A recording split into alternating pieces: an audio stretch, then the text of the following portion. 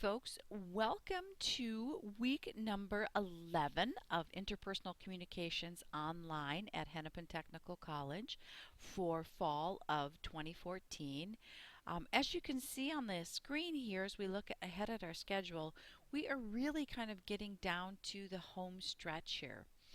Week number 11 is November 3rd through November 7th, and I'm actually going to talk about week number 11 and number 12 in this video, simply because you have nothing due this week, week 11, except to read chapter 9, which is all about conflict, and take your quiz, which is due on Friday, November 7th. And then next week, which is week number 12, November 10th through November 14th, we're going to be reading chapter 10, which is on close relationships, and you're going to do your last discussion posting on Wednesday, November 12th, but making sure that you don't forget about the quiz that's due on Friday the 14th. So as you can see, as you look, here we are in week number 11. We're doing chapter 9, no writing assignment, just a quiz. Next week is chapter 10, discussion posting number 4, quiz, and then the following week we do chapter 11, which is on technology, and that is our last chapter. So as you can see where we sit here today at week number 11, we have chapter 10, chapter 11, and then this is Thanksgiving break. We have no assignments due and no classes. I don't have any assignments due this week number 15 because I want you to get started on your final project for my class, which is the film analysis.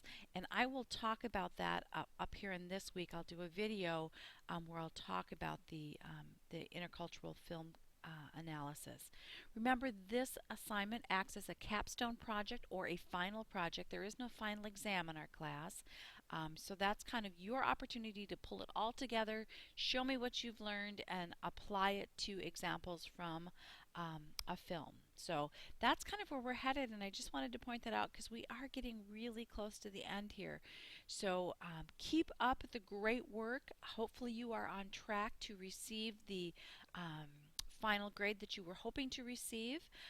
Couple of things. I am starting to read your instruction manuals. I'm hoping to get those done. I'm recording this on Friday, October 31st, Halloween morning. So I'm hoping to get those graded over the weekend, if not by the latest by Monday. So, and just kind of a quick reminder, folks, it usually takes me about 7 days, sometimes a little bit longer, sometimes a little bit less, to get assignments graded. So if you're ever wondering where I'm at, I certainly don't get offended or angry if you email me and say, hey, where are you at in grading or whatever. I'm happy to give you an update. But my plan, looking ahead at the weekend, is to hopefully get those graded either, by the very latest, probably by Monday or Tuesday of next week. So watch for those to be recorded in the D2L or the grade section on D2L. So this week we are doing conflict.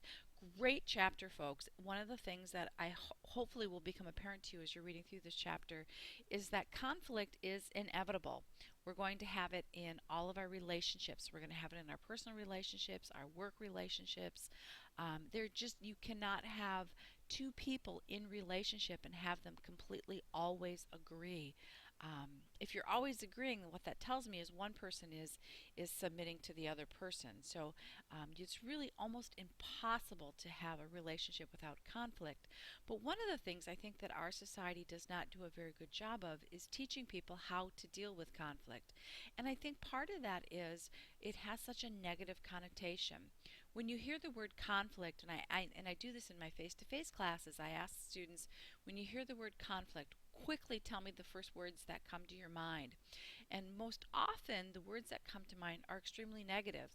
So students will tell me war, they'll tell me fighting, they'll tell me aggression, they'll tell me all these very negative words that they associate with the word conflict. So I think that our culture kind of stays away from teaching conflict or even acknowledging conflict, which I think is a real disservice because, as we said earlier, it's inevitable, it's going to happen. The best thing that we can do is to get skills in our toolbox to deal with conflict. So when it comes up, we have choices. We know which tool is best based on the relationship, based on the context, based on the type of conflict, so that we have choices. Very often, a lot of us, when we get into a conflict situation, we only have one tool in our toolbox, and most often that tool is a tool that we were taught early in our families. So if you were female, you looked at whoever the female role model was, your mom or whoever else. Or if you're male, you looked at your dad, and you watched to see how did they engage in conflict. And very frequently what happens is we grow up with that as being our only tool.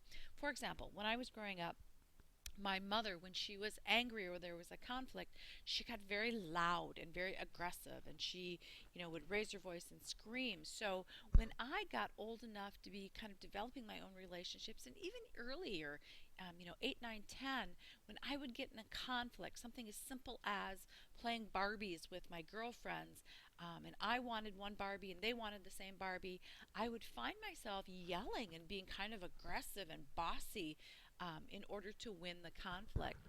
And I know now, I guess I probably didn't know it at the time, but I know now that came from watching my mother and how my mother engaged in conflict. So as I got to be more self-aware and more self-reflective, and as my relationships got deeper and more mature, I realized that I needed to add tools to my toolbox to deal with conflict. And so that's kind of been, even though that was my starting point, that's kind of been my quest, is to say, well, that's a tool, and sometimes maybe that's even an appropriate tool, but I need to find other tools to deal with conflict. So I find this just to be a really wonderful chapter and a really helpful chapter for a lot of students, because again, you're going to have conflict in life. It's best to be prepared and have the tools. Next week, we kind of move into a little different type of chapter in that we're talking about close relationships. And I think you'll find that one interesting as well.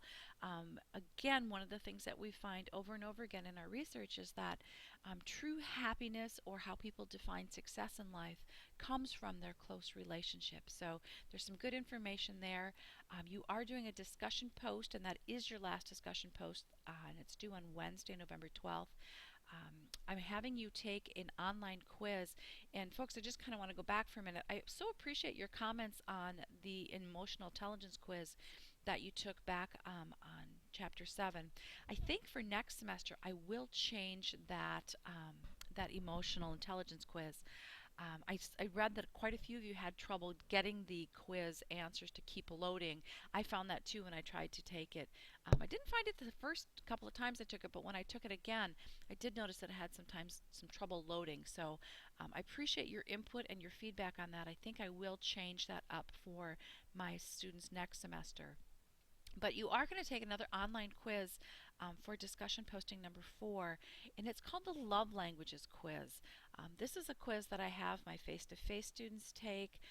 This is a quiz that I've worked with my church. I've done some relationship counseling with newly engaged couples, and it's a book that I give. It's based on a book, and you'll see that when you go to the website, that I give to anybody that I know that is recently engaged, or even sometimes struggling in relationships. And it's a really interesting way of looking at how we speak love. And again, all of us, going back to our early family years, we learned how to speak love. How did I show love? How did I express love to others? And I always think it's really interesting because little kids, a lot of times early, will show love through gifts. I have a little neighbor friend who's a friend of mine, and she's 12 now, believe it or not. It seems old to me. But early on in our friendship, when she was 5 or 6, that's how, her name is Lydia. That's how Lydia would show her love for me, is I would always she would draw pictures for me, or she would make cookies for me. And so she was very much a gift giver. That was her love language. She's grown up now and is 12, like I said, and she speaks a slightly different love language toward me now. But she's still a big gift giver, which I find is interesting. So I really love this particular quiz. And like I said, I use it in my face-to-face classes as well, and I use it in counseling couples, and I use it as a gift. So hopefully you will find it to be something that's worthwhile for you. Remember that although the focus of the quiz is in romantic relationships, like I said earlier, my little neighbor Lydia, I can tell her love language in just a friend relationship too. So I think it's good to know, even if you're not in a romantic relationship right now, I think it's really good for you to know what your overall love language is. Okay, so that's what's coming up for week number 11 and week number 12. I'm just going to really quickly move my screen here, and I'm going to go under communication, and I'm going to go to discussions, because I do just want to show you this last discussion posting that we're doing that I was just talking about. And so here it is, chapter 10, interactive activity. Here's the love languages quiz. So what I'm asking you to do for this discussion posting is to take the online quiz. Um, and you can take it too for your child or for a relationship. It allows you that option. What I want you to answer is, what was your highest scoring love language? What was your second highest? Making sure to include your number score for your top two love languages. And then, do you agree with your love language quiz results? Why or why not? And then, how can being aware of your own love language improve your communication within your relationships? So that's where we're headed for this discussion posting. I do just want to give you a reminder, though, even though you're taking this online quiz, you do have to make sure that you are applying at least 4 concepts from our textbook, and making sure that you're including page numbers and definitions.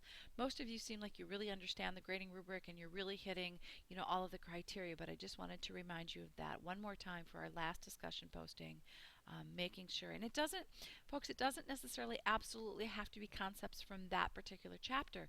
So this one is over chapter 10, but you might find some interesting information going back to earlier chapters on verbal or nonverbal or listening or whatever. So know that the grading criteria doesn't say it has to be specifically concepts from that chapter. It can be any of the chapters, just making sure that you have at least 4 text concepts applied to your responses, and then making sure that you include page numbers and definitions.